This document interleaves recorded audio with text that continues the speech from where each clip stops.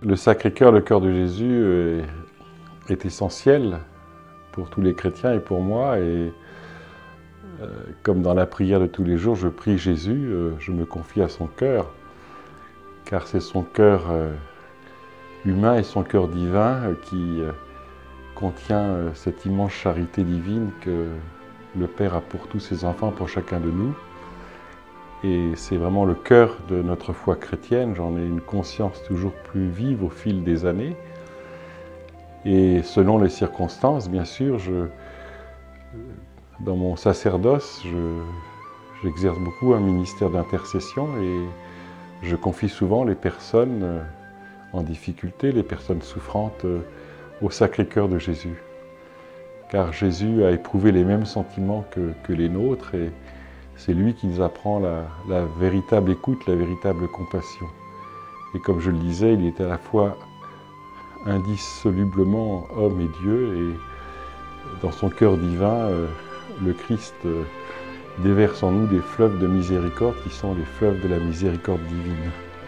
Alors je le prie tout simplement, je le prie voilà, en me mettant de bord, en m'abaissant devant lui, parce que le Christ s'est abaissé. Ce mouvement d'abaissement du Fils qui était Dieu, qui était l'égal du Père, qui s'est fait homme et qui a voulu prendre notre condition humaine pour de vrai, pour de bon, jusqu'au bout, en nous aimant jusqu'à donner sa vie pour nous. C'est toujours très émouvant de contempler ce mouvement d'abaissement et d'entrer dans ce mouvement d'abaissement de Jésus dans l'adoration et aussi physiquement, quand je suis dans ma chapelle, dans mon oratoire, devant le Saint-Sacrement, de me mettre à genoux, ou prosterner même devant le Seigneur, en le priant, lui, et particulièrement son Sacré-Cœur. Et donc, voilà, c'est souvent par la prière d'intercession et par l'écoute intérieure. Et puis, j'aime bien aussi dire des prières toutes simples, des invocations très anciennes et très classiques de temps à autre, quand je prie, ou même dans la journée, un instant. Cœur de Jésus, j'ai confiance en toi. Toujours faire cet acte de confiance, de remise de soi, de tout son être, dans toutes les épreuves dans la vie, dans tout ce qu'on ne comprend pas, de se remettre à Jésus qui lui-même, au moment de l'agonie, s'est remis complètement au Père. Que ta volonté soit faite, que ce soit ta volonté et non la mienne. Donc, Sacré-Cœur de Jésus, j'ai confiance en toi.